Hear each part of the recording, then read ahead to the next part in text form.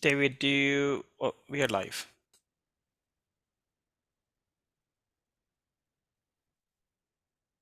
Hello, everyone. Welcome to this third webinar of the Climate Academy. We'll give a couple of minutes, 1 minute for everybody to connect.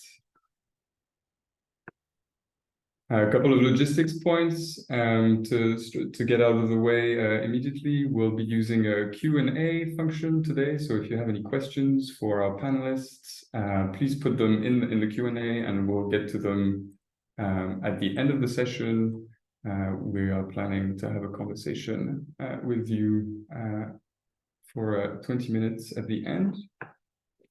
And equally, if you find it useful for whatever reason to have closed captions, this is enabled on the in Zoom. So that's one option below I can draw your attention to if it's useful to you.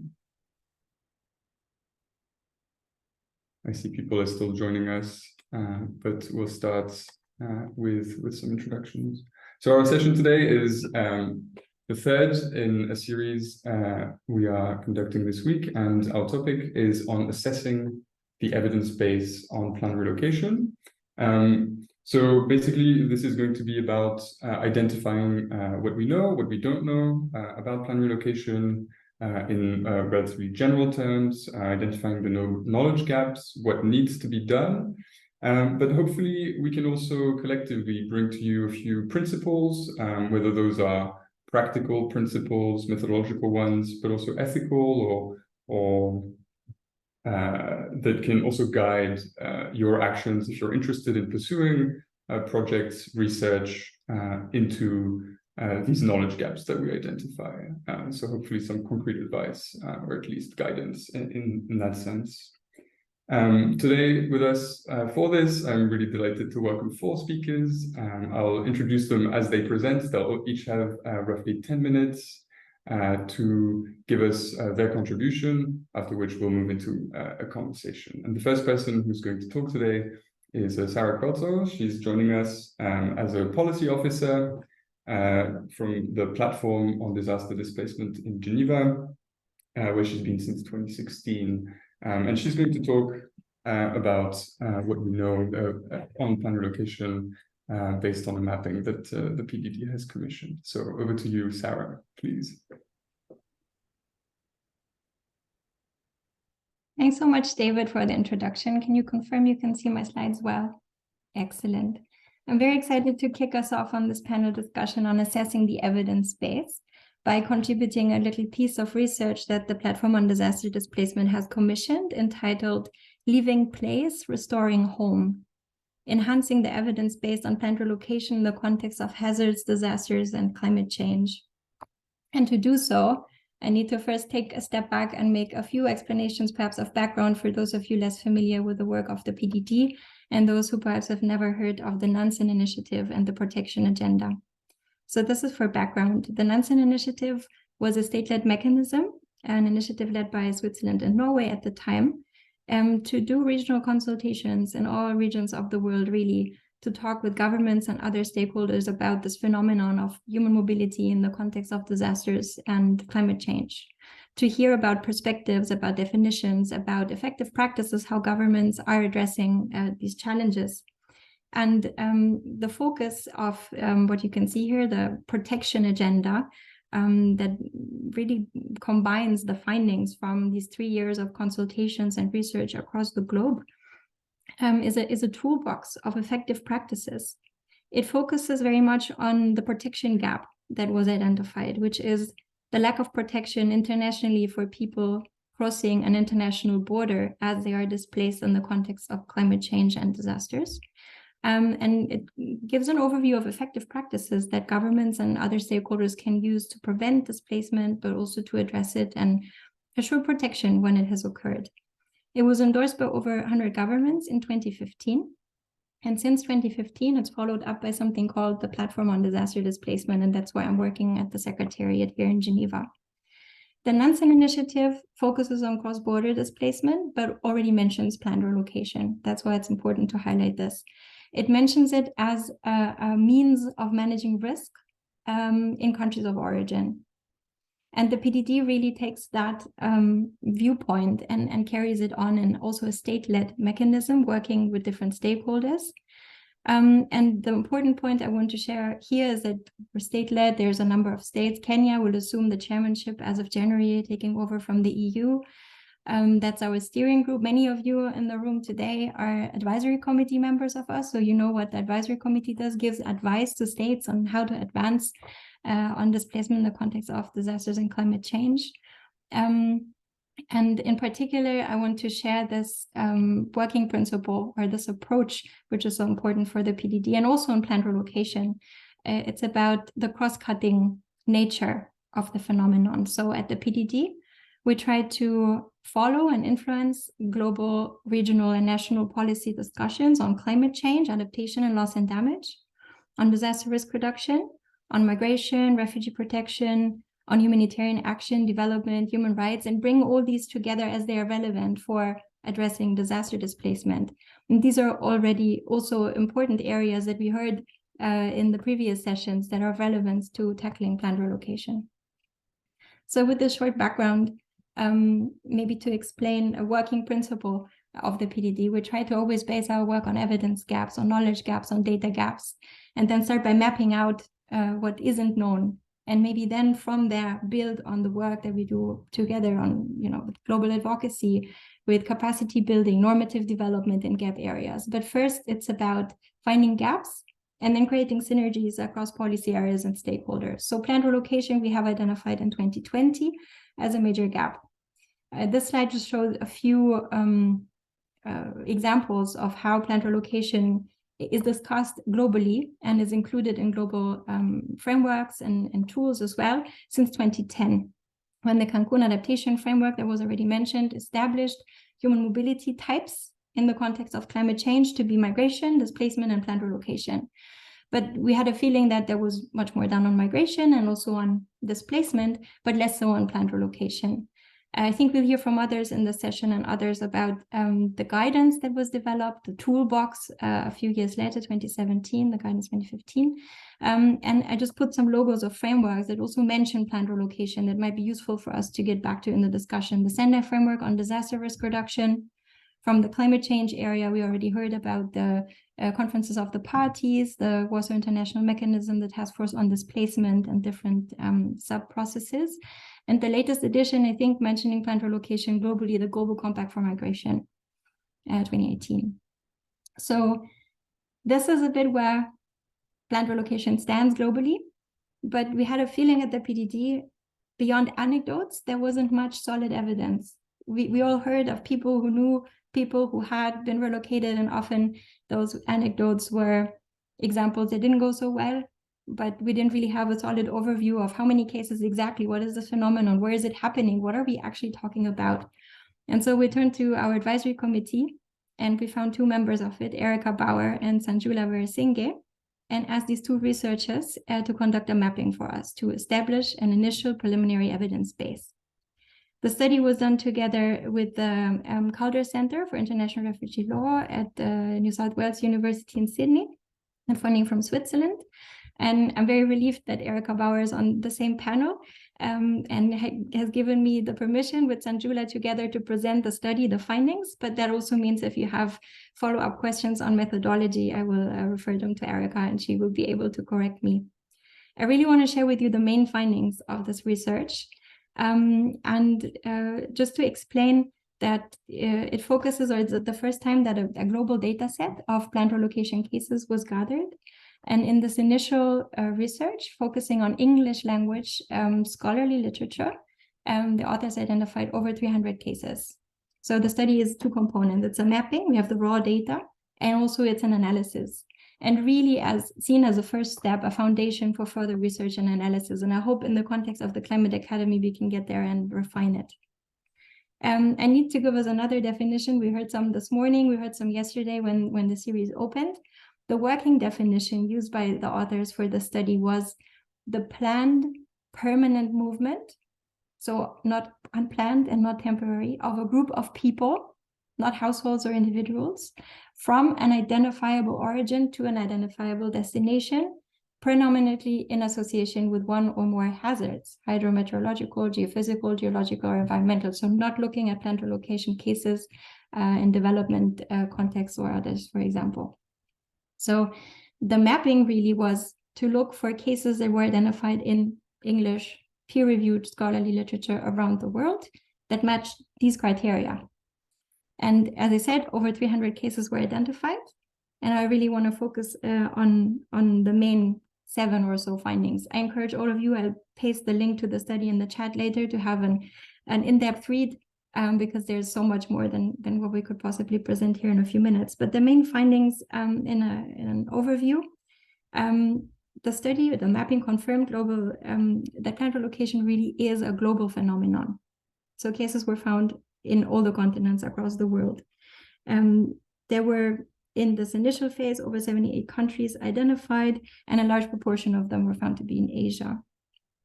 Many plant relocation cases happen in multi-hazard contexts. So Bauer and Veresinghe found that most of them occur in flood contexts or so, but often it's not just one climate change related factor, but other hazards combined. A little half of the cases that they found were undertaken after populations were displaced. So answering a little to the question of proactive and reactive plant relocation. Many of the plant relocation cases are processes, as we heard this morning, and they take a long time. Many take years after they have begun or haven't even been finished yet. Most of the cases found involve, in terms of origin, a single location and also a single destination site. But looking into the other half of the cases, it can soon become very complicated with different spatial patterns of multiple origin sites and multiple destination sites. So for example, communities moving from one place to 2 or 3 more places, or moving from multiple origins into multiple destinations. Most of the plant relocation cases found in this mapping were spanning short distances. Some were just a few kilometers, few hundred meters apart. But again, different spatial patterns and different regional manifestations of this as well. Regarding who initiated these processes, about half of the cases found were initiated by community actors, but the other half by government actors. And mainly during the process, government and community actors were found to be working together to implement the plant relocation process. About half of the processes found included less than 250 households, and many were much smaller, including just a few families, really. Almost all were from rural to rural sites. And also very interestingly, many of the cases found included communities identifying as indigenous. We won't have time to go into the many challenges identified. I just want to say it was a mapping to establish the cases available and not to look at the quality or the success. So the authors didn't rank which was, well done, or was there an element of consultation, or was there a normative framework to guide the discussion. It was just setting that evidence base. And if you look at the report, you can find a number of challenges and also ideas for further research that have been identified by the authors to do with hazard exposure, also in the destination site, about livelihoods, about loss of culture, which already was discussed also this morning. So maybe concluding this initial input here with the plea for more research being needed. So based on this initial mapping, we already started as PDD working with many partners on complementing that evidence base. So you see here a reference to a mapping done by IOM.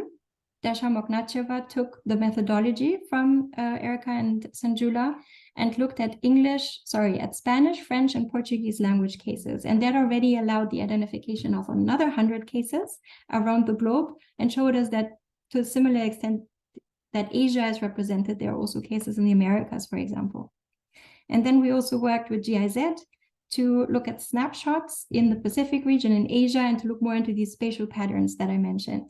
So this is really joint efforts among many different stakeholders and basically inviting everyone to contribute research, to contribute with language and knowledge and identified cases, to work further on that initial evidence base.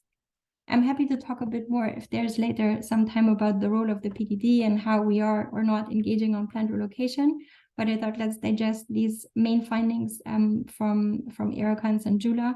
And now let's hear from Erica about what else we know and don't know on that basis. So happy to stop here. Am I doing okay on time, David? Thank you, Sarah. And absolutely, thank you so much for presenting what we know and what this mapping has allowed us to find out. But I hope in the conversation we can return to these points you had on your last slide.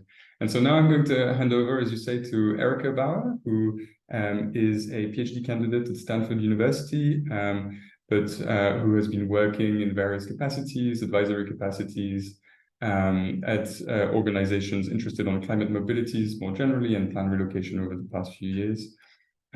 She's going to focus on the other side of the coin, which is what we don't know and how we can take some of this information that we have already further on this topic of planned relocation. So without any more detail, Erica, over to you.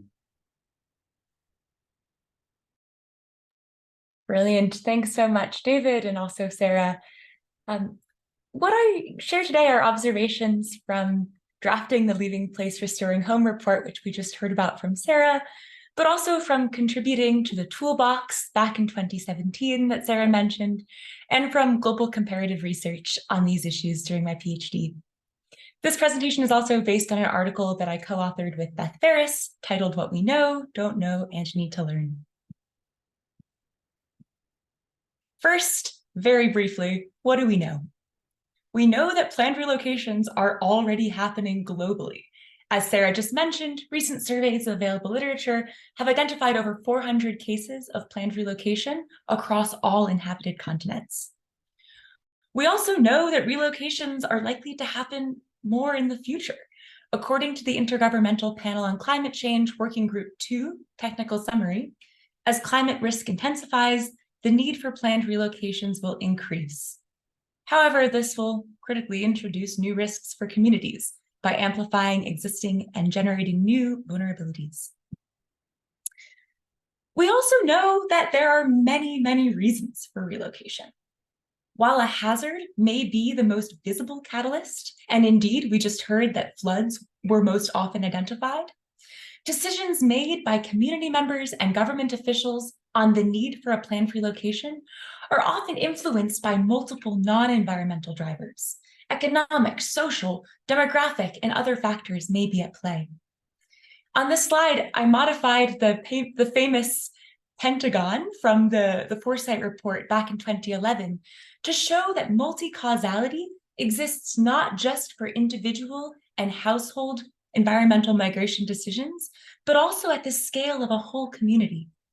I also added cultural dimensions here because, as we all know, cultural dimensions are essential to consider in decisions about whether to relocate or stay, and also about where to relocate.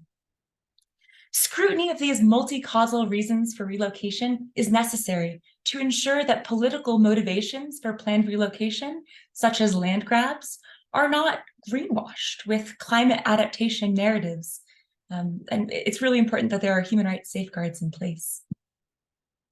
We also know that planned relocations will and arguably should take different forms tailored to the specific context of a given population, place, and time.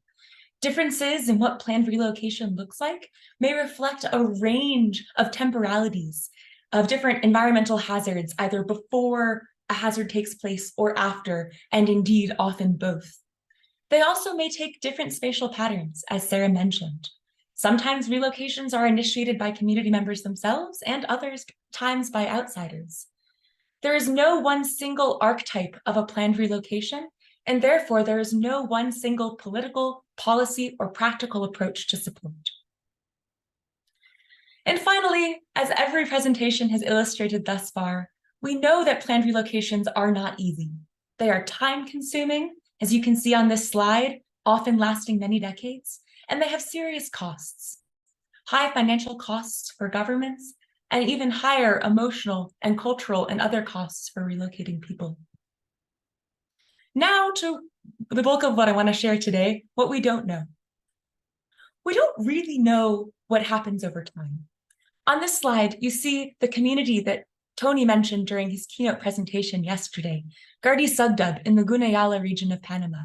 It's a tiny island of indigenous people off the coast of Panama who've been trying to relocate to the mainland for over a decade. You also see here their new site, Isperiala. Once this new site is complete, will the Guna people stay? And if so, how will they fare over time? Usually follow-up monitoring is short-term, lasting less than a year, and is linked to construction of physical infrastructure and homes, rather than to human well-being and to livelihoods. We also don't really know if planned relocations make people safer. Are new sites exposed to the same hazards or to new hazards? You can see here the slide, there's a community of origin in yellow and a destination site in black. Is that new site exposed to sea level rise and annual flooding as we approach the year 2100? We lack conceptual frameworks to measure these types of planned relocation outcomes, let alone to assess what success looks like. And I put success in quotes intentionally. There are many dimensions to consider here. Successful for who? Just for the relocating population or also for the host community? What about for people who have chosen to remain behind, who are disproportionately elderly in many cases? Success according to who? To the people who are moving or to an external facilitating actor like a government? Success over time? Are we talking about the year 2030 or 2100? And how does one measure the outcomes of a relocation process alone in a context of globalization and other continuous change? It's also critical to consider different domains. Is success about risk reduction and dollars saved? Or is it also about livelihoods and access to justice and human rights protection? Is the goal merely for people to survive or to thrive?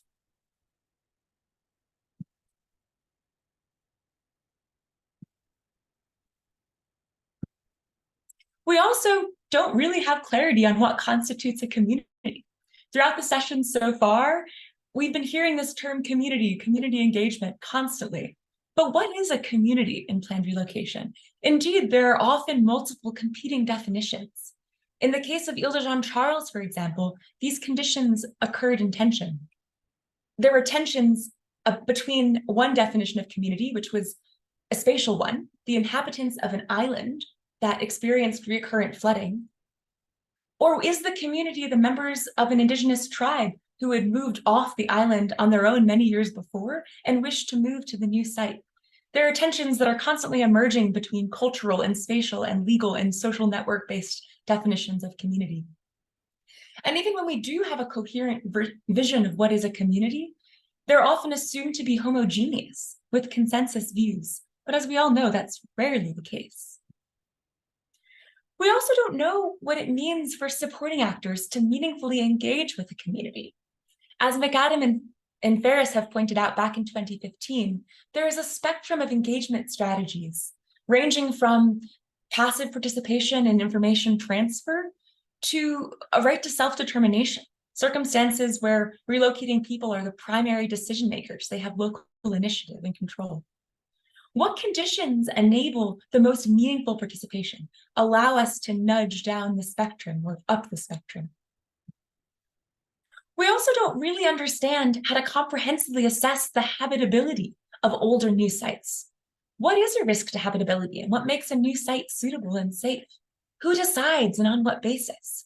Are these assessments exclusively focused on damage to housing and economic livelihoods? Or do they also consider histories of displacement and cultural heritage links? Whose knowledge matters? And how can local, indigenous, and traditional knowledge be incorporated into these assessments alongside climate science and risk models? We also don't know how planned relocations should be supported in policies or normative instruments. 6 countries have national policies, at least, including Fiji and the Solomon Islands. We heard from Fiji earlier today. But we don't have research evaluating if these normative documents are being implemented, and if so, how effectively. We also don't know how the international community should engage with and support planned relocation. As Rachel Harrington Abrams mentioned in her opening remarks, International organizations' support for planned relocations is often ad hoc. It's based on pre-existing relationships between a certain international organization and a certain national government. Often the supporting organizations have development rather than human rights protection mandates. And more profound questions also exist. Should international organizations be providing support with policies, with assessments, with other needs that governments have?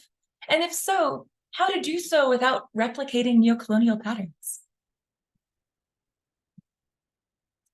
Finally, these past few slides were really focused on knowledge gaps that assume a top-down governance framework. But we know that community-led and community-driven relocations are most successful. So what makes community-led claims-making most effective? Back in 2019, Arnold et al. Advanced a conceptual framework for studying these community-led claims-making initiatives of relocating communities that spanned 4 stages: framing, naming, blaming, and claiming. Further research and evidence is necessary to understand what works and what doesn't work in these types of grassroots mobilizations from communities for funding and support. I just raised many, many cans of worms and threw out lots of open-ended research questions that would take many, many decades to answer. Here are a few thoughts about how we may learn, how we might address some of these knowledge gaps. Erica, just to let you know, you've got one minute or so if you can wrap up. Thanks. This is my last slide. Thanks, David. Here are 4 methodological considerations. First, we need more longitudinal studies with multidimensional evaluations of outcomes, not only work that is short-term. Second, most research to date is a single case study format, but we really need more comparative studies that allow us to extract lessons that may be more generalizable, of course, still tailored to context. We also need more community-based decolonial research. Community engagement is essential not only for effective relocation governance, but also for addressing knowledge and data gaps. Participatory action research methods and other approaches to co-production of knowledge may present critical opportunities here. And finally, we need more multidisciplinary and transdisciplinary research. Given that relocations are so complex and touch upon considerations of climate, of environment, displacement, development, livelihoods, planning, governance, human rights, law, policy, architecture, it's essential that research approaches draw on diverse methodologies and theoretical tools. For example, we need research that's led by climate scientists together with protection experts. It's one of the reasons why I'm really excited to be here in this Climate Academy, in a space where we can really think about what both interdisciplinary, multidisciplinary, and transdisciplinary research looks like in this space. So the themes and the modalities for future research that I've mentioned here are by no means comprehensive. They're really just aiming to catalyze conversation at this academy and beyond about how we may assess the evidence base on planned relocation. And ultimately, addressing knowledge and data gaps is not about writing academic papers that will sit as paperweights on shelves, but about building a foundation for policy and practice that will help people stay or relocate with dignity in a changing climate. Thanks. Thank you so much, Erica. It may not be comprehensive, but it's as close as we could expect you to get in 10 minutes. Really, thank you for this. And you've opened up a lot of really interesting questions. We can't possibly get to all of them today, but I will be guiding our audience to other sessions this week where we will be digging into many of these. And so up next will be Lauren Grant. She's going to speak particularly actually to the third point in your last slide about different ways of doing research with communities and what that might mean to do decolonial work. She's a researcher, educator, and development practitioner, and she's joining us today as the founder of the International School on Climate Migration based out of SOAS in London, and she also directs research for the legal think tank Refuge. Over to you, Lauren, and I think your slides are coming up. Yes, thank you very much, David. Thank you, Sarah. Thank you, Erica, for the wonderful and provoking presentations. I'll start by saying that I'm a socio-legal researcher with a background in the social sciences and human rights and development, and my work tends to focus on the impacts of climatic and environmental change and related mobilities and immobilities and threats thereof experienced by Indigenous communities. And so while I'm no expert on planned relocation by any means, I want to use this presentation as an opportunity to push for the advancement of decolonial approaches to the sensitive topic of planned relocations, with a particular focus on thinking about how we might account for prior experiences of environmentally related displacements in the context of broader environmental mobility governance, research, and praxis, particularly when we think about how to kind of build the evidence base and respond to some of the gaps within it and agendas for continued research. So at this stage, I probably have more questions than answers, and I'll try to fit everything in. But with that, I'll dive in, and I'd be grateful if you can go to the next slide, please. Thank you. So as we've already heard from Erica and from Sarah, there is much debate around how we frame this phenomena of planned relocations, including the very language and definitional elements that we use to describe the practice, whether it's proactive or reactive, whether it's forced or voluntary, or there's a continuum between the two. And these distinctions, of course, have significant implications for how we then problematize and seek to respond to the relationships between environmental hazards, habitability, human mobility, immobility, and of course, planned relocation praxis. So as we have heard, planned relocation in the context of climatic and environmental change is certainly not solely about environmental hazards and threats, which may be multiple, overlapping, and reoccurring, but rather is shaped by and can inversely shape non-environmental factors such as social, economic, cultural, political, and demographic ones, which intersect to shape vulnerability to environmental hazards in the first instance, as well as adaptive capacity and agency in adaptation, mobility, and relocation decision-making. So relatedly, what I'm particularly interested in are the ways in which prior experiences of displacement, with particular regard to colonial legacies, also shape these factors and contribute to underlying vulnerabilities, obstacles, tensions, and potentially opportunities within planned relocation processes. So further, and as I'm sure most of you are acutely aware by your very presence here today, of course, a key part of framing the praxis of planned relocation is the consideration of the role of justice when addressing the climate, environment, human mobility nexus more broadly, and planned relocation in particular for historically disadvantaged groups. So we know that planned relocation is a sensitive topic, of course, and thinking about it through the lenses of justice provokes questions around whether the practice provides benefits for communities or reinforces harms. It also begs questions around whether the practice should be merely a kind of cost-effective risk reduction measure to move communities out of harm's way, as Erica has pointed out, or about livelihoods, justice, and acknowledgement of, let's say, past and ongoing socioeconomic harms. It also requires us to question whether planned relocation presents an opportunity to undo decades and in some cases centuries of built up inequalities, including dispossession-laden and displacement-producing colonial developments and their enduring legacies as experienced by particularly Native groups in order to do better. And perhaps optimistically, grounding planned relocation praxis in principles of justice may also provide an opportunistic approach to shining light on the current challenges facing historically disadvantaged communities in an effort to create space and mobilize action and resources towards new, more just and sustainable futures. So finally, considering how we frame planned relocation praxis through environmentally, socially, economically, politically, and legally just approaches also begs questions around how we might conceive or reconceive of the framing around the relationship between environmental change and human mobility more broadly, so that we may be able to account for historical experiences of dispossession and displacement. Next slide, please.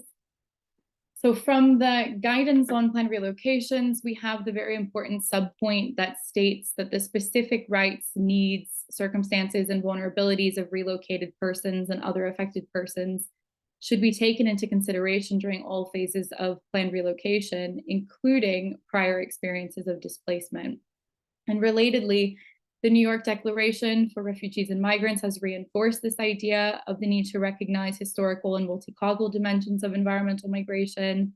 In its 6th assessment report, the IPCC has also highlighted the particular vulnerability of Indigenous communities to the impacts of environmental change as influenced by historical and ongoing patterns of inequity and colonialism.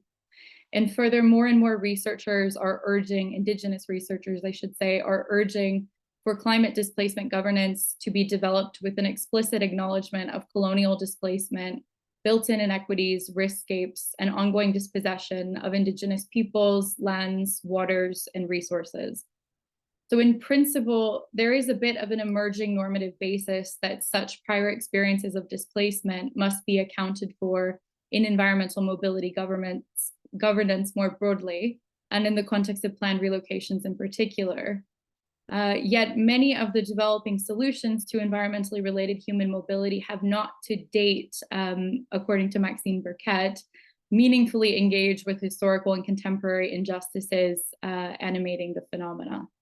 So consequently, and returning to this task of framing, I'm rather curious about the importance of how we frame the relationship between human mobility and environmental change more broadly, in a manner that could be actually obfuscating the crucial acknowledgement of past experiences of displacement.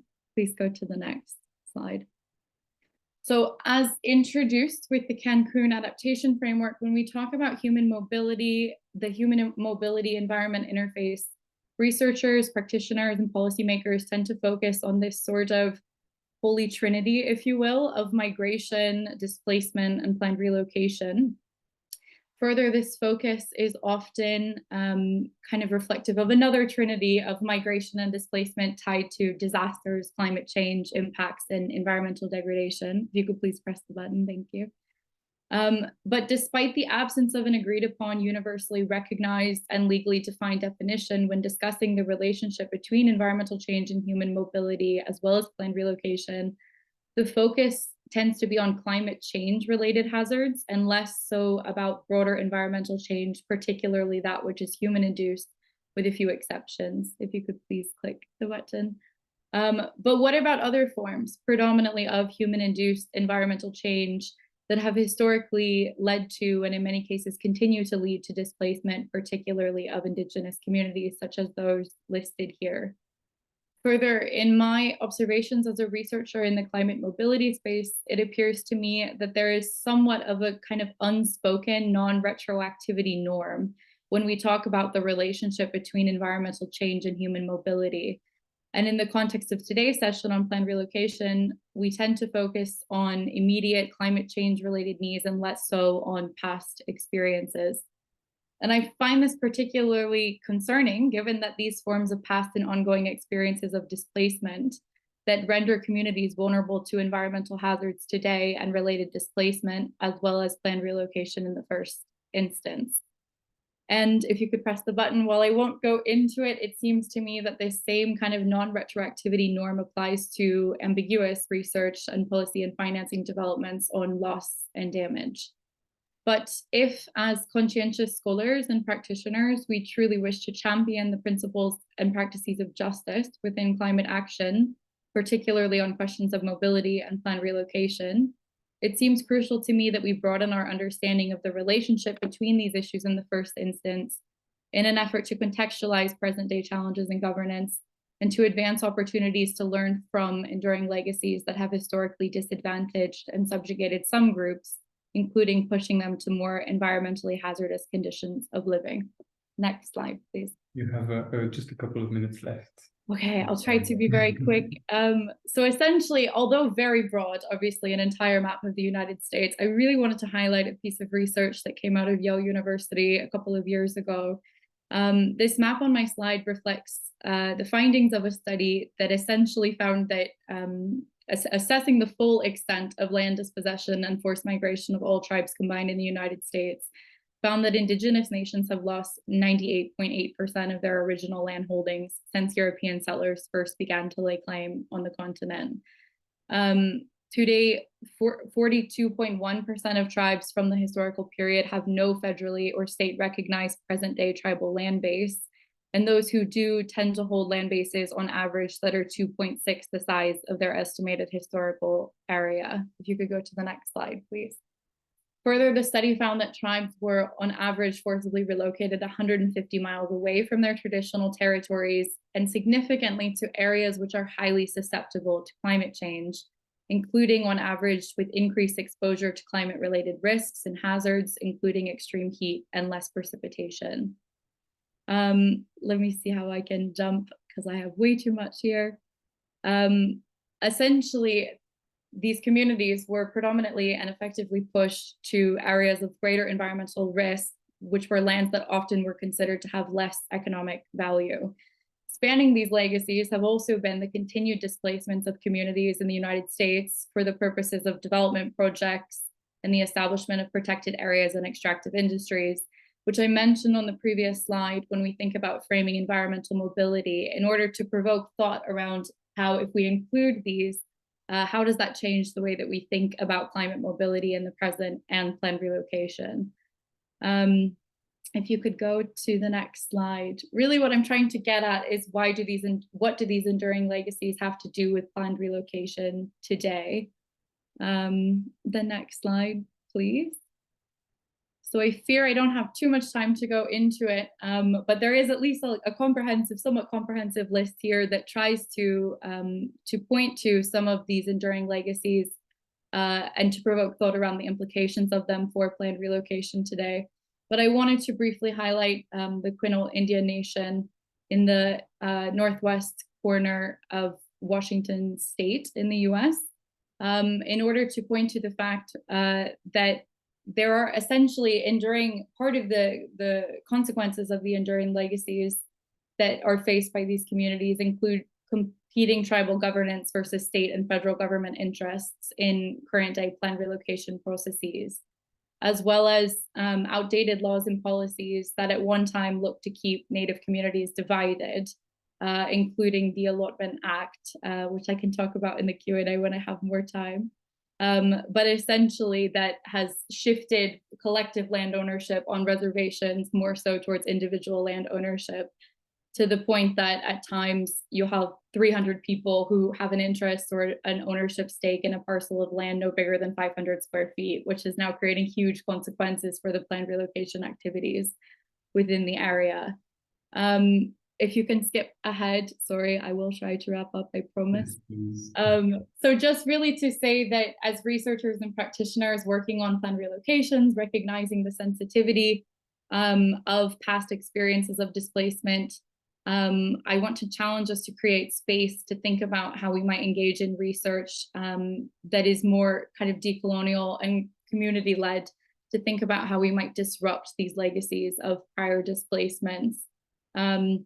And I put here a few ideas for how we might do this, including, of course, as I mentioned, broadening our frames for thinking about the relationship between environmental change and human mobility more broadly, but also the engagement of participatory action research, as mentioned by Erica, as well as bottom-up claims making, and also potentially the use of biocultural community protocols, really as a means to kind of reconsider the relevance of the past and its implications for challenges in the present, and towards future visioning for kind of a more justice-rooted approach to planned relocations today, and to question how we can use this information and lived experiences of Indigenous peoples to ensure that existing inequities are rightened and future risks are mitigated. I'm so sorry for going over. Oh, that's good, thank you.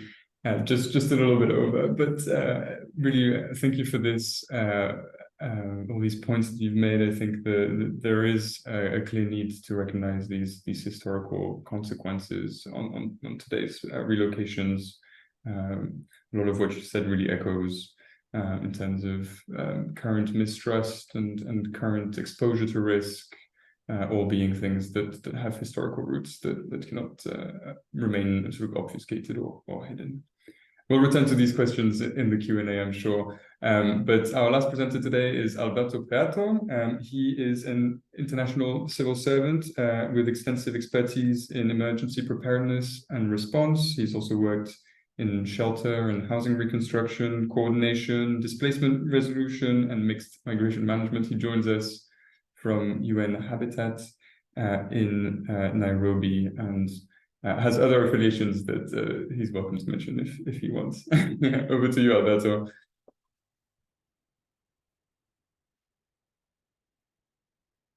You're still muted. All right. Yes. Thanks. Thank you very much. Good evening, good afternoon, good morning, depending on where you are.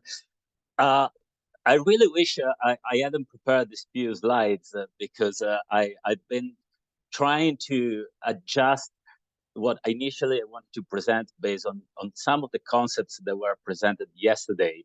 And now after hearing the fellow panelists, I really wish that we could jump straight on the discussion. But basically, some of the ideas and the thoughts or the provocation of thoughts or suggestion of thoughts that resounded on me was really around, what is evacuation, relocate, the element of time, the before and after, the short term and long term, the temporary and the permanent.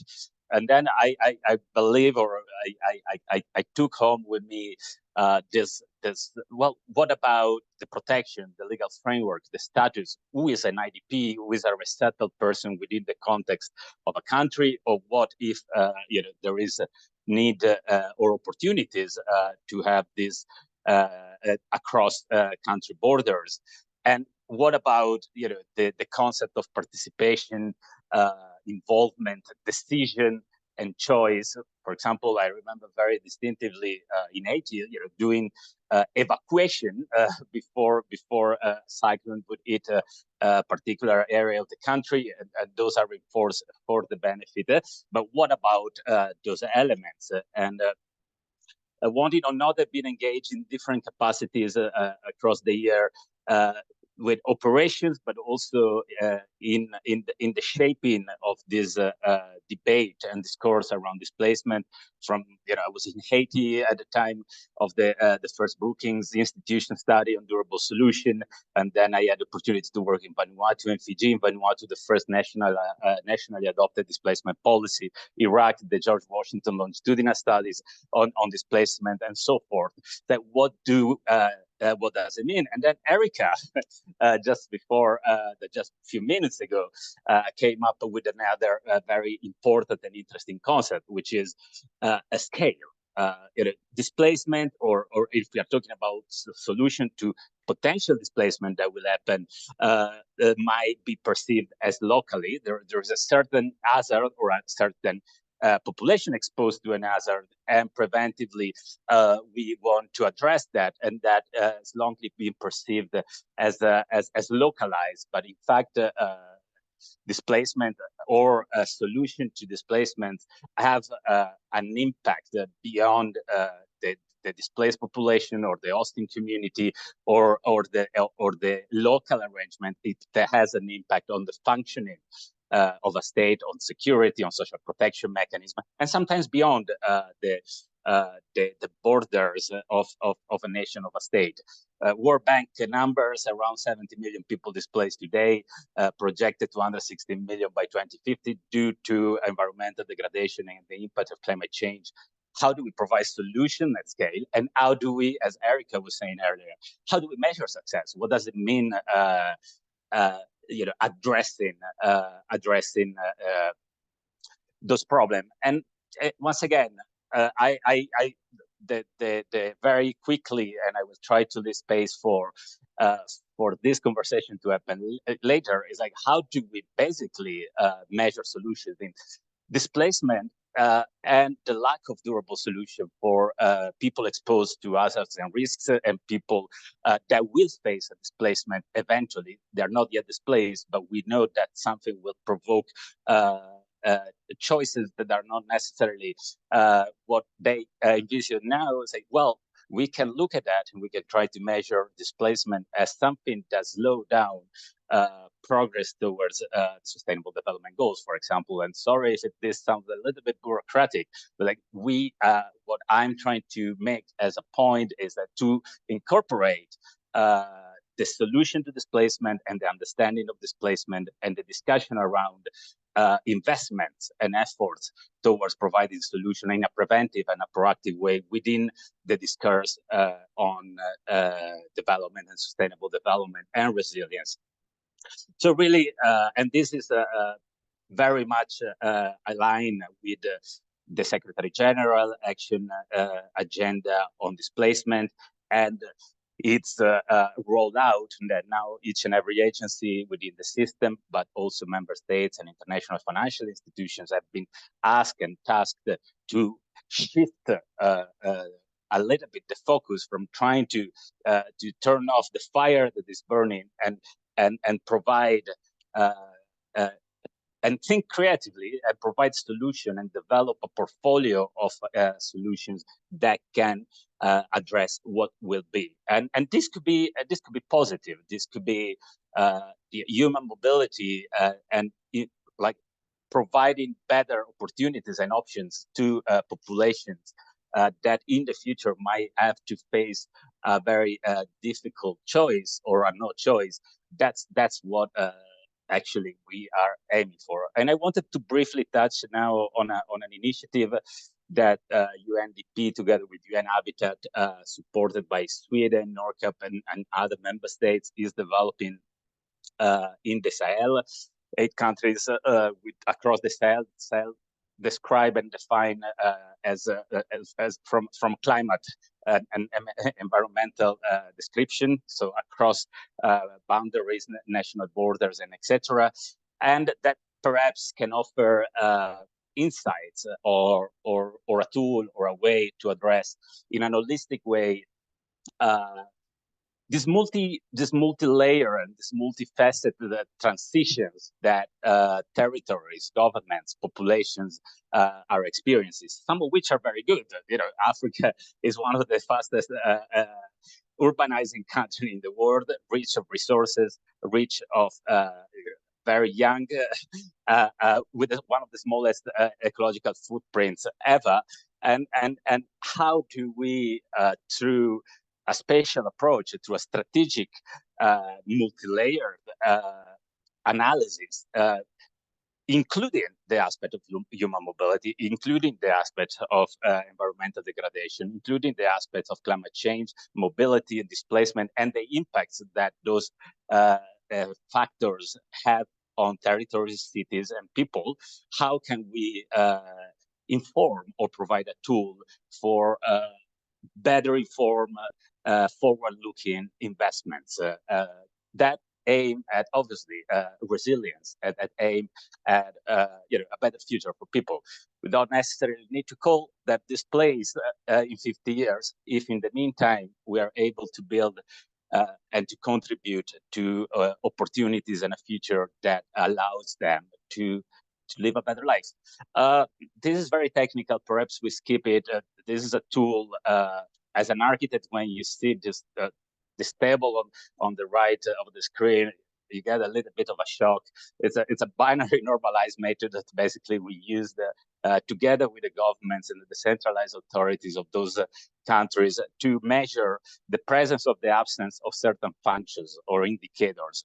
Now, this looks very scary, but it looks very much more less intimidating when it's put on a map, and those functions basically generate a topography of services, of infrastructures, of opportunities, and through this, and eventually this is what we are doing now in the Sahel, but we are hoping to improve and to expand, to provide a read that incorporates all of these elements and guide investments. Adaptive social protection programs. World Bank spends $6 billion a year in the Sahel in social protection programs. How can we inform those investments for the purpose of building resilience and providing better alternatives and choices to population and contribute basically to a more sustainable future? And how can we use the same tool being specialized in a predictive and forecasting way? How can we understanding how certain factors or stressors or investments have contributed to the shape of the territory that we see today, and how people, in terms, if we think human mobility, how people reacted to that, and what was the choice that were made? Well, then we can also eventually push this towards the future and be able to understand, to anticipate, and to capitalize on those transitions. Because this is again, it's also about trying to reshape the way we see the problem, or we see a problem, for the sake that by seeing it in a way, basically we limit our capacity to see other options and avenue. I believe I stayed within the 10 minutes. David was very strict on that, so I hope that I managed to explain myself. Feel free to ask any question. Thank you. 10 minutes on the dot. Thank you, Alberto. We can now head into our conversation. I think there's been a lot that we can touch on, and to begin, I'll pick on a few of the themes that have come through, I think, from my perspective. So I'll kick the conversation, but as my colleague Himanshu has just said in the chat, a couple of questions have come in through in the Q&A. We encourage you to ask more, and we'll keep an eye on that and make sure to get to your questions in time. We have a good 35 minutes or so left in our session. So you've mentioned collectively a great deal, but I'm going to start maybe back at some of the basics and have a question about the importance of recognizing planned relocation as an agenda, as a topic of importance, a matter of concern. I'm going to direct this question first to Sarah and then to Alberto if he has anything to add. And so I'm curious about the value of recognizing planned relocation at the international level. Who is it useful to, and how does it facilitate any of the work on, precisely advancing knowledge in this area? Sarah, do you have any remarks on this topic? Yeah, thank you, David. Maybe I give my interpretation on this one based on what I mentioned before, the different policy areas that are involved in human mobility in the context of climate change that we heard about in this session more broadly, but also very specifically for planned relocation. I think it was Rachel who pointed out that for some governments, planned relocation really sits squarely in climate change adaptation or disaster risk reduction for others. And then Lauren, you mentioned also loss and damage. I think there could be so many ways of looking at it as a human rights topic and addressing it in that sense. Or I presented about the GCM that it talks about planned relocation as a type of mobility as well. So I think recognition in the international sphere and in global agendas can help primarily anchor the topic also at the national level, the way national governments are set up. I think a big challenge in all of this is to bring the different work streams and ministries together. I think already in the chat also of this morning session, the national perspectives we heard, it's the Ministry of Land and of Housing and of whatnot, and everyone has a little bit of a stake in it. So maybe it can help some governments to say, and also to access funding, now that I think about it, to say, well, we implement what's in the Sendai framework, and it clearly mentions relocation as one of the strategies, and maybe that's a way of raising funding and explaining it and including it in national strategies, or bring actors together under one label, or that the same could be done under climate change, as we heard from Fiji this morning. So maybe that's my initial reaction. I'm sure Alberto has a complementary idea, or many. Yes, thank you. I think also what you're saying suggests to me, and correct me if I misinterpret you, but that the diversity of settings in which this can be recognized would be valuable, in the sense that if we keep talking about it in many different settings, then that offers more opportunities for unlocking. The more the better. That's the toolbox approach. Bring it in everywhere and piece yes, great. And we'll get back to this question of the toolbox. Alberto, do you have any reactions to this question based on your experience with this project that you mentioned, connecting the SDG's agenda on internal displacement and these countries in the Sahel? I really need to apologize. I was trying to read through the questions in the chat, and I'm sorry, Sarah. I really I couldn't double So if I might pass it to someone else, or if you can give me some hints, and I will try to contribute to it. I'd be curious to hear from your perspective how useful the SDGs agenda and its recognition in part of planned relocation has been in the conversations that you have with national governments in the Sahel. Well, I think the main, and this is my my personal understanding, and as the critical element of innovation within the SG action agenda, is to incorporate the not only the discussion, the debate, and the policy advancement around displacement into the development agenda. And for those who have been following, from the 98 YASC framework to what Robert Piper and the Secretary General in February 2023 has been asking system-wide, so agencies, member states, international financial institutions, it's time that we look at displacement within the framework of the SDG, and how displacement that happen in a country or in a particular location of a country as an impact, as a result, the slowing down of any progress made in that direction. So to stop look at that as a, to not single out the displaced, the planned relocation, the not relocated, that came to exist for a very specific reason. It came to exist in the discourse and in the practice as a way to identify, target, and be able to measure and to assist populations that were experiencing a temporary condition. And then the discourse evolved into when does displacement end? And that was the Brookings Institution study back in 80. When does a displaced person stop to be displaced? And how does now there is, as a matter of fact, from a legal point of view, if we are talking about movement within the boundaries of a country of where you're a citizen or a national of a country, there is no legal distinction between whether I'm displaced, not displaced, relocated, not relocated. So each and every one, basically, citizen has the right to enjoy their civic and human rights. So how do we, by focusing and by trying to provide tailored solution to particular categories or particular situations, we do also keep in mind and link up with this is not a localized situation. This is not just about a group of people. Displacement that happen here has an impact to the country and beyond sometimes. Over.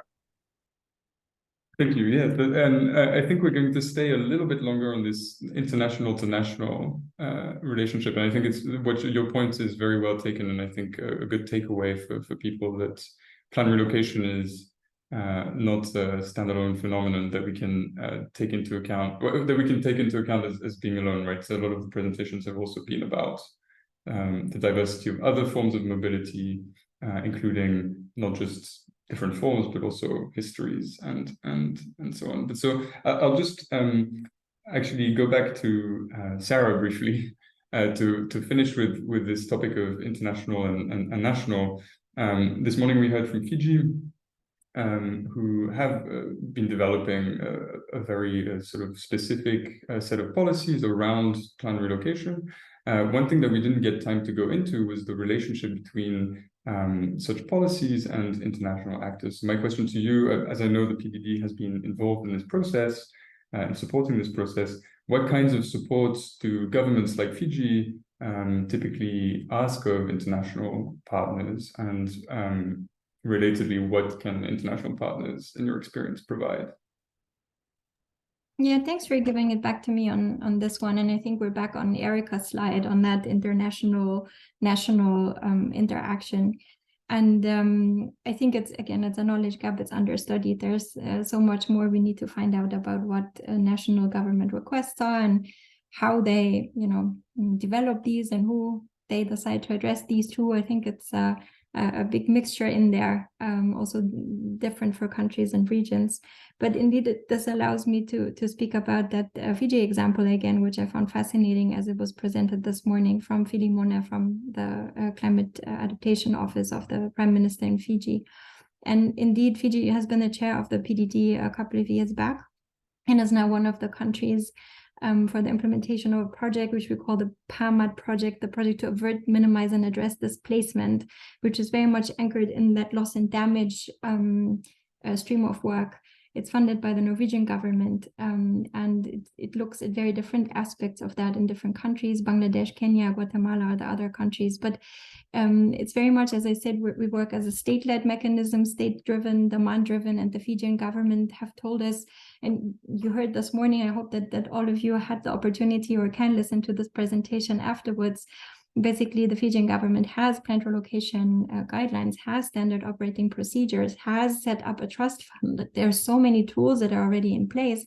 But then again, if it comes to the implementation, the operationalization, the nitty-gritty, that's where technical expertise is required. And I think also learning from other countries, not that there are so many others that are as advanced as Fiji, but specifically what the PDD has been asked. And I refer back to what I explained about our advisory committee and the vast amount of expertise and, also researchers and practitioners that we have in the network to provide very targeted support. So this goes, first of all, super technically to supporting the government with the development of what they mentioned, this comprehensive risk analysis, an assessment framework of vulnerabilities of communities, both at the origin sites, assessing the risks in place there, but also allowing to assess the risks in the destination site, and eventually contributing to sound decision making on when and who and how and why, at what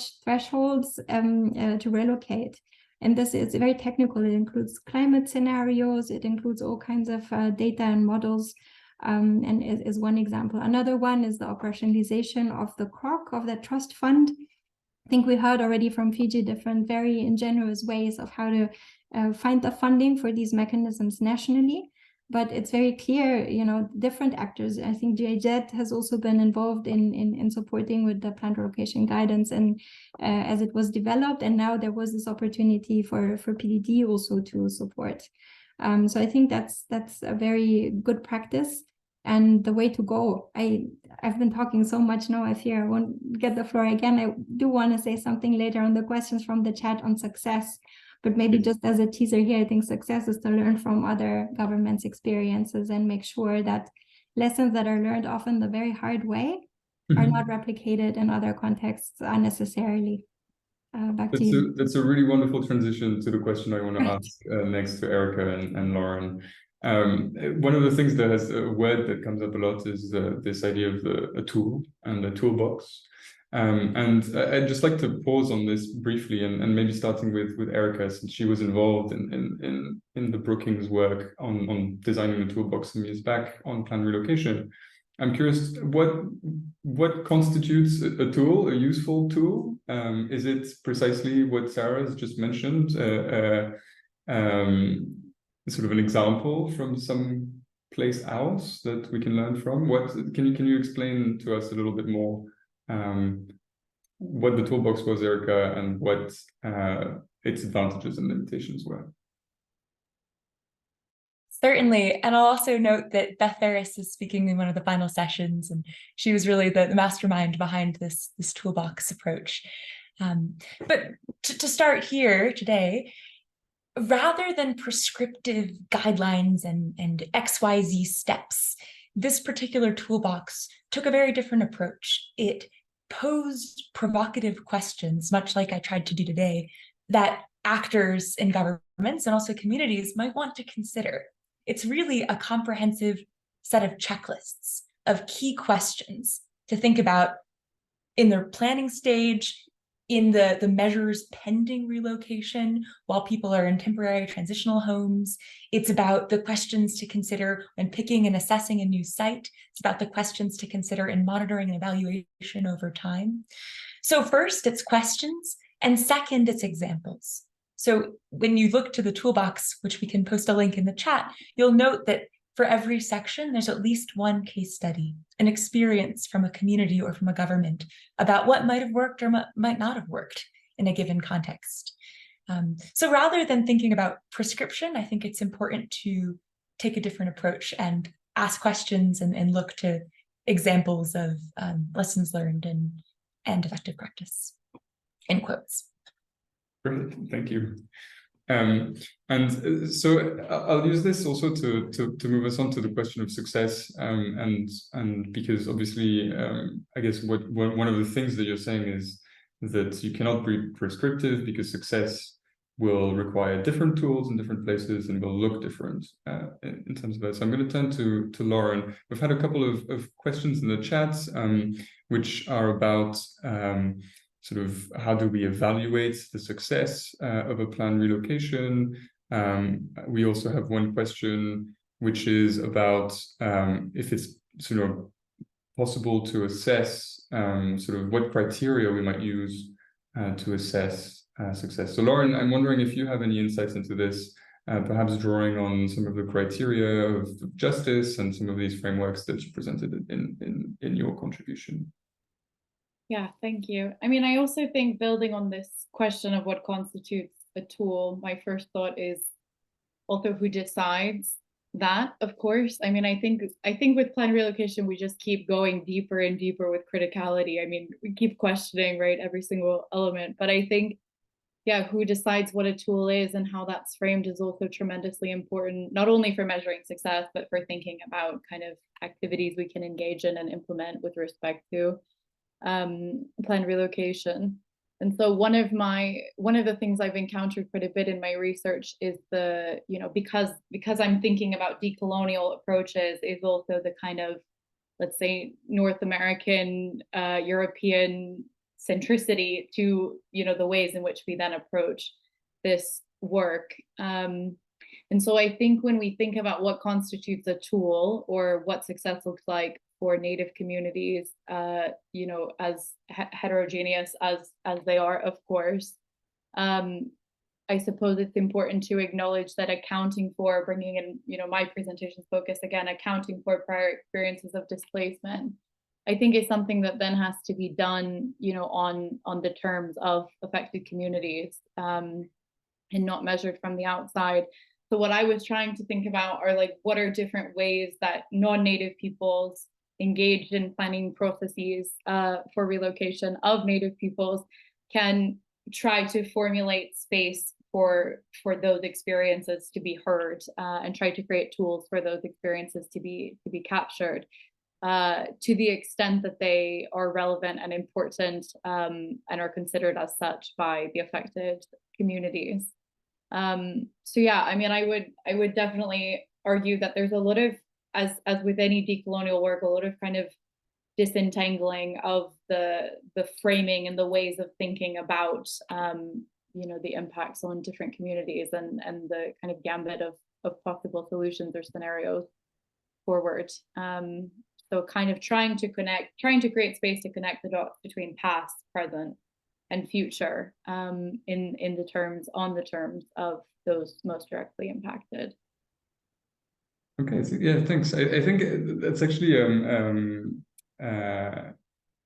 poses this question of the viewpoint and also what kinds of perspectives we bring to the issue. And I would like to bring that back, I think maybe also to Alberto, on again, because I saw you smile at the mention of the tools and what is that? I feel like some of what you were presenting in the modeling work and the forecasting work, scenario work in the Sahel,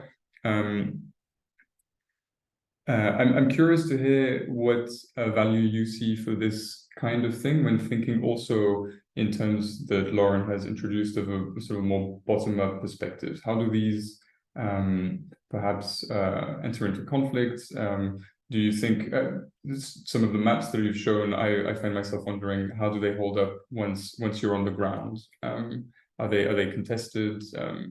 Can you tell us a little bit more about the transition from the forecasting exercise into actual on-the-ground activities? That's an easy. I asked before the panel to be directed only easy questions. This will require, and hopefully we can delve into it in the car. But once again, I would take it from well, we can take it from this different angle. Now I would use again the angle of the time. Okay, so if you're looking at planned relocation as an evacuation, but it happened with a little bit more of anticipation. Okay, so an evacuation is, we are in Haiti, there are a number of thousand people in camps. We know those camps that are going to go underwater. So by decree, starting the week before, or as soon as we have the information, we move people to a safer location temporarily, by decree. And now, if we look at planned relocation using that angle, we're basically saying, well, we know that certain areas will become inhabitable, or by decree, or by law, or in the interest of the population, the citizen that the government is trying to protect. Say, but we more anticipation. We say, well, those areas, they require people to move. It's not going to be next week. It's not going to be overnight, but this is a matter of fact. And therefore, the participatory component, the voluntary component, the choice component, well, become subject to overarching decision, in the best case, done in the interest of the people that live there. Okay, and this is a very a different way to see it from a development perspective, which means there are certain dynamics, including the impact of climate change, but including also geopolitical conflict and etc., poverty, livelihood, land degradation, that is making life increasingly tough and difficult for people living in certain areas. And if we manage to provide a better alternative, a pull factor, a positive pull factor, is not going to be a planned relocation. It's going to be the choice of Alberto and Erica, that we see opportunities for a better future, and and livelihood and education and services, and we voluntarily move from a place to another. And that's, you can call it urbanization, you can call it internal migration, you can call it migration, you can call it planned relocation if you want, if it's done through that framework. But it's really, I believe, the shaping the narrative and defining the narrative also has an impact on the final outcome, in terms also of dignity of the people that are involved, in terms of giving them the power and the authority and the actual choice and the option to choose between choices that are worth choosing. Over. Great, thanks. We're reaching our last sort of 10, 12 minutes. So I'm going to try and make sure that we give Erica a little bit more chance to chat, as she's been the one to speak least, and make sure that we also address the last few questions in the Q&A. So Erica, I think you can tell us probably a little more. You might have some insights on this question of success versus failure. And one of the questions in the Q&A is very much around how do we go about, is there any work in process, or trying to find out what those criteria are? What can we do with this mapping that you've created to facilitate that work? What a question. Indeed, hearing this term, a planned relocation success and a planned relocation failure, is my biggest pet peeve. It is honestly the reason that I decided to leave the world of policy and practice and start a PhD program. My PhD is focused on what is success in a planned relocation. And honestly, the deeper I go, I'm in year 5, there is no answer, right? We can't come up with a single easy checklist of 3 questions in which this case is a success and that case is a failure. The slide that I showed earlier showing the diverse range of questions around success for who, success over time, success in what domain, are just the tip of the iceberg. There are so many more layers of complexity here. One contribution that I think might be helpful to researchers working in this space is to look at the diversity of conceptual frameworks that have already existed, not specifically for planned relocation, but in other analogous contexts. So for example, the durable solutions paradigm to resolve internal displacement. It's not exactly the same considerations as for a planned relocation, but the 8 criteria from the IASC provide a really interesting starting point for us to start to think about what elements, what domains may need to be considered in a planned relocation outcome evaluation. The sustainable livelihoods framework is another framework that provides a really compelling multidimensional entry point to start to look at success. Another really helpful framework is human security, outlining what elements of human security might be important to consider. Human rights are another useful framework here. So I share all this just to illustrate that assigning a categorization of success or failure to a planned relocation is really complicated and frankly a little bit dangerous, given that there's so many layers of complexity. But we can identify instances where there are better outcomes and worse outcomes. And these conceptual frameworks that I've just mentioned are a starting point. Indeed, I think we need more coherent research on this space. And I really hope this Climate Academy and others who are on this call will really take this question of how we critically engage with success seriously. And remember, of course, the importance of asking relocating people how they determine success. What does success mean to them? Thanks. Great, thank you. Alberto, happy to take a very brief reaction if you want.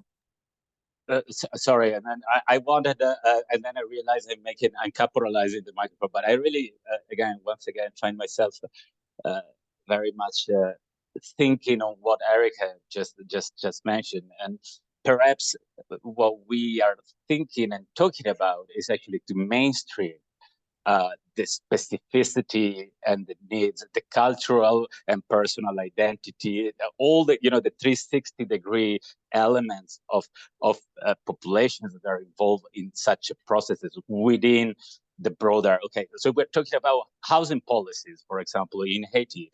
We're not talking about housing policies just for those who lost their houses in the quake, because maybe there is a deficit that is pre-existing, but we want to mainstream that particular, the specificity, the needs, the capacity, and the voice of that particular group within broader state-owned processes. Thanks.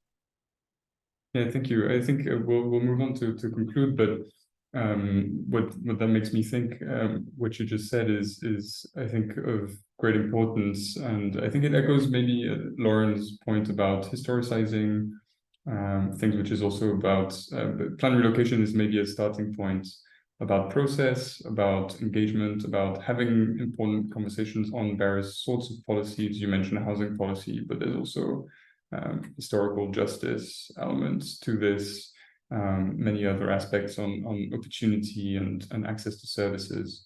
And ultimately, if it can lead to a conversation about how to improve conditions for people, not just people who are considering relocation, but all across all kinds of communities, there would be great value in that.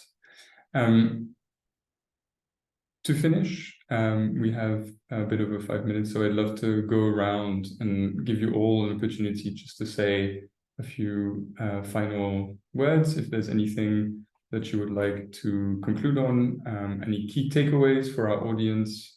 And if you don't mind, I think I would start with maybe Lauren, if you want to give us your parting words.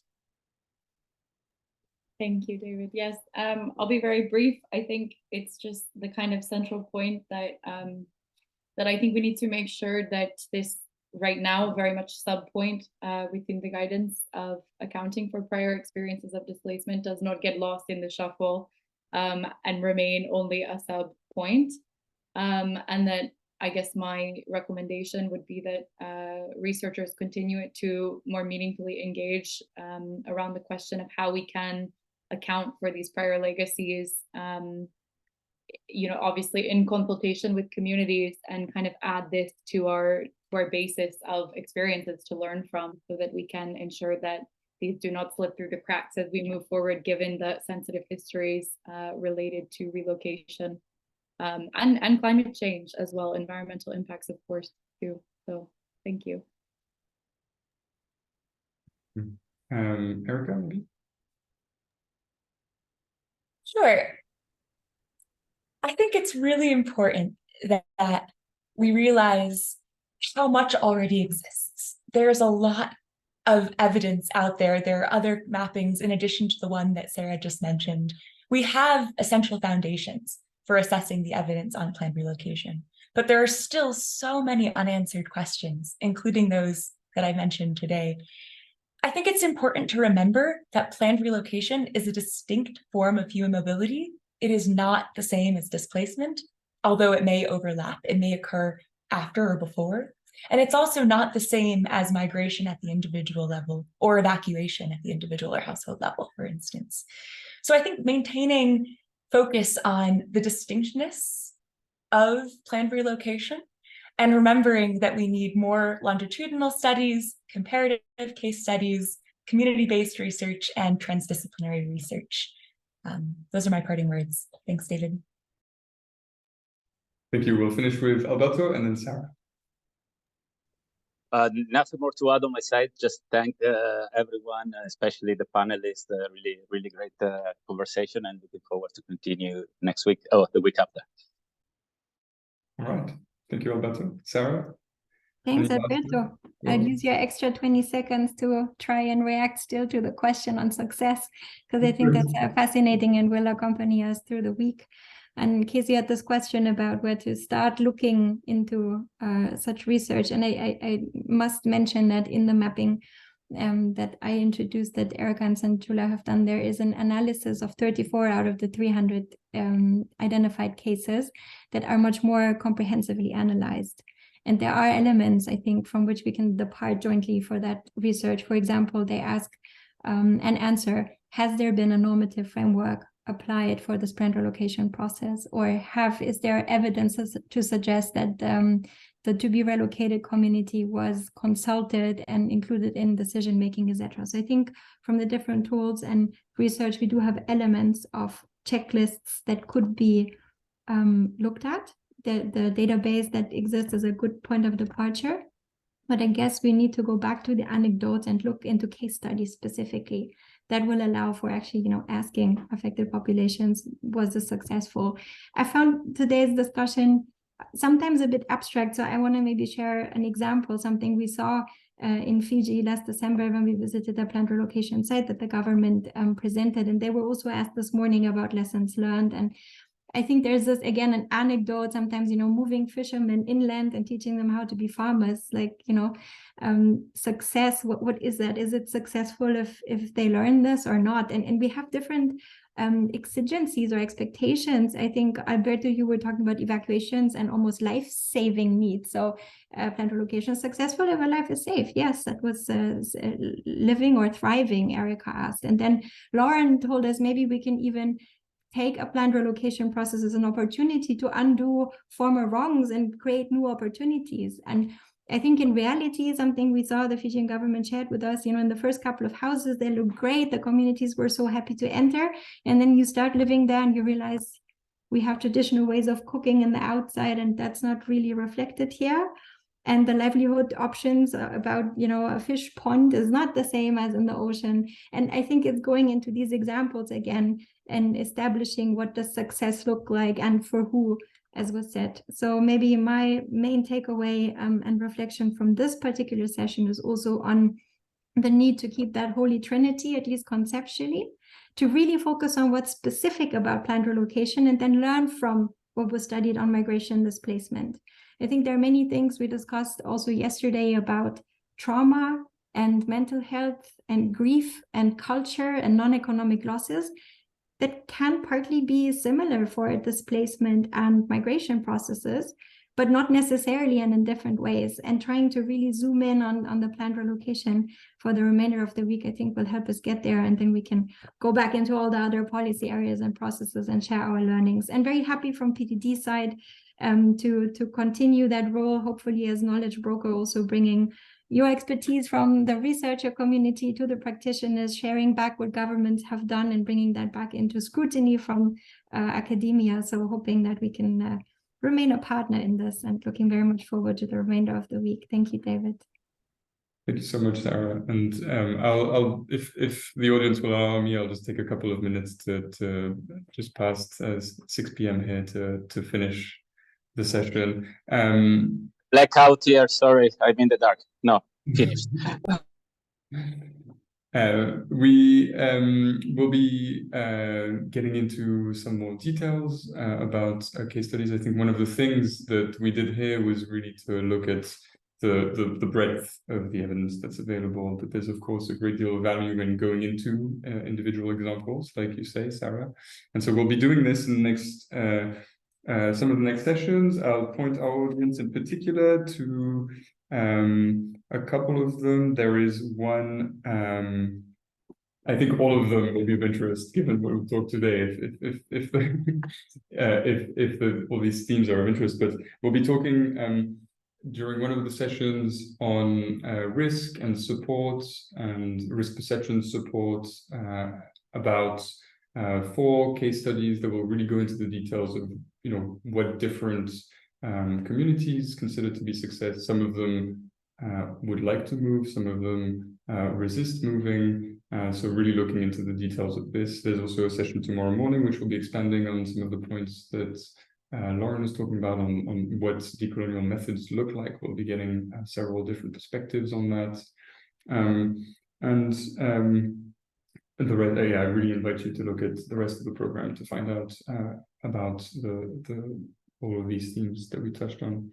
There was one resource that I wanted to add to the conversation, which I found extremely valuable in my own research or thinking about community engagement in particular, and it's something called the Lead with Listening report by the Climigration Network. They're a US-based organization, and they wrote with community representatives a set of guidelines about exactly how these particular communities like to be approached, and the right way of opening this conversation, which can be a very difficult one around planned relocation.